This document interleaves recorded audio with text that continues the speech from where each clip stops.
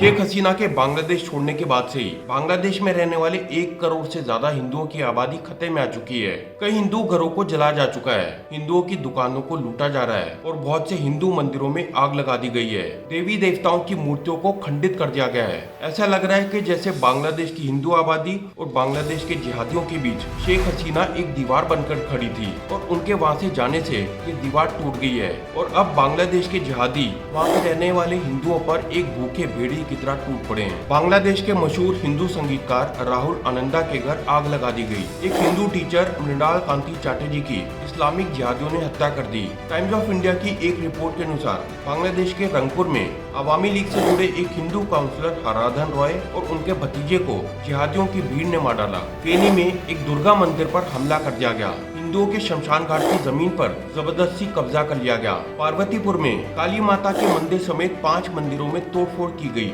सिताबगंज में हिंदुओं के घरों पर हमले किए गए। ये घटनाएं तो वो हैं जो बांग्लादेश की अखबारों में रिपोर्ट हुई हैं, मगर ऐसी कम से कम 200 से 300 घटनाएं हैं। ऐसे कई वीडियोस हैं जिसमें हिंदू परिवार अपने घरों में बंद हैं और इस्लामिक जिहादियों की भीड़ दरवाजा खटखटा रही है। घर के अंदर घबराए लोग मदद के लिए फोन कर रहे हैं और लोगों का रो रो कर बुरा हाल है। एक वीडियो में एक हिंदू लड़की बांग्ला भाषा में अपना दर्द बयां कर रही है।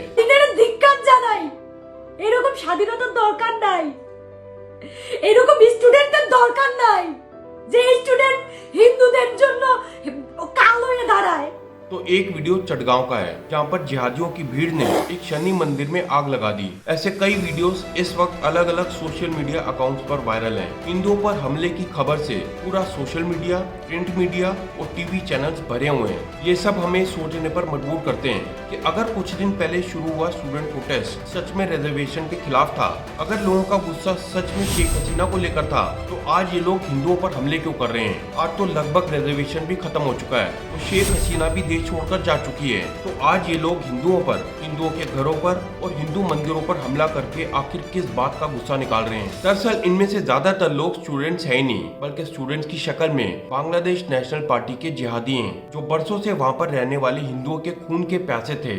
ये वो लोग हैं जो पूरी तरह से हिंदुओं को बांग्लादेश से भगाना चाहते हैं, जो हिंदुओं की दुकानों और मकानों पर कब्जा करना चाहते हैं। ये वो लोग हैं जिन्होंने सेकुलर वैल्यूज पर बने बांग्लादेश को इस्लामिक स्टेट बनाने के लिए मुजीबुर रहमान की हत्या कर दी थी। यहाँ पर गौर करने वाली बात यह है कि जब बांग्लादेश बना था तो वहाँ की कॉन्स्टिट्यूशन में सेकुलर वर्ड का इस्तेमाल हुआ था, मगर मुजीबुर रहमान की हत्या के बाद कॉन्स्टिट्यूशन में सेकुलर वर्ड की जगह इस्लामिक स्टेट डाल दिया गया। आज जब शेख हसीना देश की पीएम नहीं रही, तो वहाँ की पुलिस और आर्मी की तरफ से इनको खुली छूट मिल गई है और अब ये लोग फिर से हिंदुओं पर हमले करने लग गए हैं। मगर बांग्लादेश में हिंदुओं पर ये कोई पहला हमला नहीं है। 2001 में जब बांग्लादेश में खालिदा जिया की सरकार बनी थी, तब उनके सपोर्टर्स ने बड़े प्लान तरीके से पूरे देश में वॉयलेंस की, जो उस वक्त 150 दिनों तक चली थी। इस वॉयलेंस में हिंदुओं के खिलाफ 18,000 से ज्यादा क्राइम किए गए। 1,000 हिंदू औरतों के साथ गलत काम हुए और हालत ये थी कि उस हिंसा के बाद एक साथ 5 लाख से ज्यादा हिंदुओं को बांग्लादेश छोड़कर भारत आना पड़ा था। बांग्लादेश का इतिहास वहाँ की हिंदू कौम पर हमलों से भरा पड़ा है।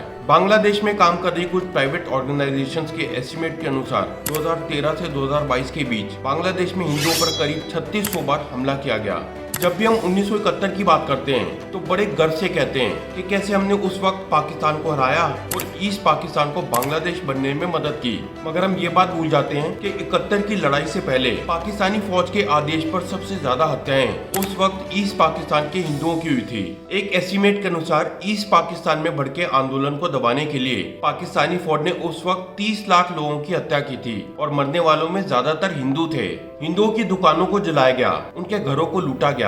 हिंदुओं के घरों की पहचान हो सके, इसके लिए उनके घरों के बाहर एच लिखा गया ताकि भीड़ उन घरों में आग लगा सके।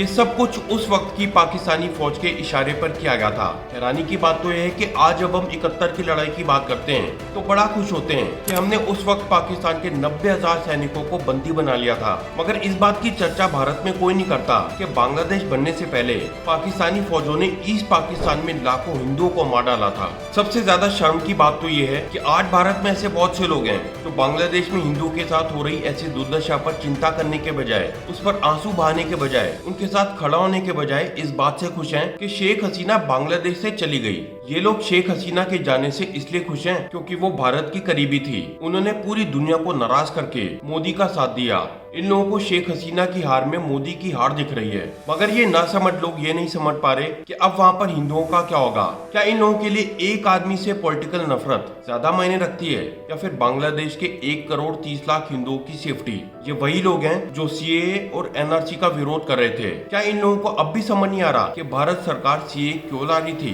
भारत सरकार सीएए इसलिए ला रही थी ताकि पाकिस्तान, बांग्लादेश और अफगानिस्तान में रह रही गैर मुस्लिम माइनॉरिटी को प्रोटेक्शन दी जा सके। 1947 में जिस ईस्ट पाकिस्तान में 30% हिंदू पॉपुलेशन थी, आज वहाँ पर 8% हिंदू भी नहीं बचे हैं। और अगर हालात ऐसे रहे तो आने वाले कुछ सालों में शायद इतने भी ना बचे।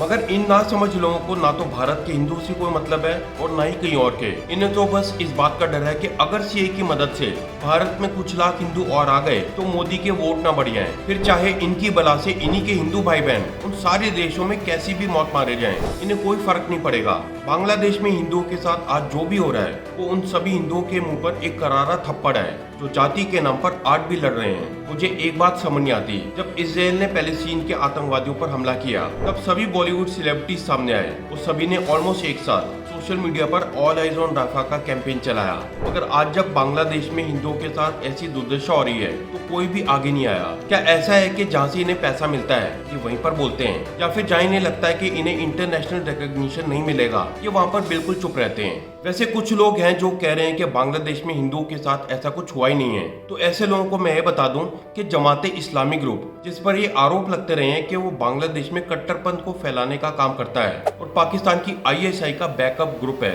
तो उसने भी ये कबूल किया है कि बांग्लादेश में हिंदुओं को टारगेट किया जा रहा है। और अगर वाकई में ऐसा कुछ चल रहा है तो हमारे देश के सो कॉल्ड हीरोज कुछ बोलते क्यों नहीं? भारत सरकार का ये फर्ज बनता है कि वो अपनी ताकत और हैसियत का इस्तेमाल करके बांग्लादेश की आर्मी और वहाँ पर आने वाली इंटरिम गवर्नमेंट को मैसेज दे कि वहाँ की हिंदू कम्युनिटी के साथ कुछ भी नहीं होना चाहिए। एस जयशंकर ने ऐसी स्टेटमेंट्स भी दी हैं, मगर इसके बाद भी अगर हिंदुओं के खिलाफ वायलेंस नहीं रुकती भारत सरकार को इसका कोई और सॉल्यूशन निकालना पड़ेगा। वैसे भारत सरकार सीए लाकर पहले ही मैसेज दे चुकी है कि वो पाकिस्तान और बांग्लादेश में रह रहे हिंदुओं, सिखों और बौद्धों को पराया नहीं समझती। समय आ चुका है कि अब भारत इन देशों में रह रहे हिंदू और बाकी माइनॉरिटीज की सेफ्टी के लिए कोई तगड़े कदम उठाए। मैं उम्मीद करता हूँ कि आने वाले समय में बांग्लादेश हमारे बाकी पड़ोसियों की तरह एंटी हिंदू ना बन जाए। आपको क्या लगता है बांग्लादेशी हिंदुओं के लिए भारत सरकार क्या कर सकती है?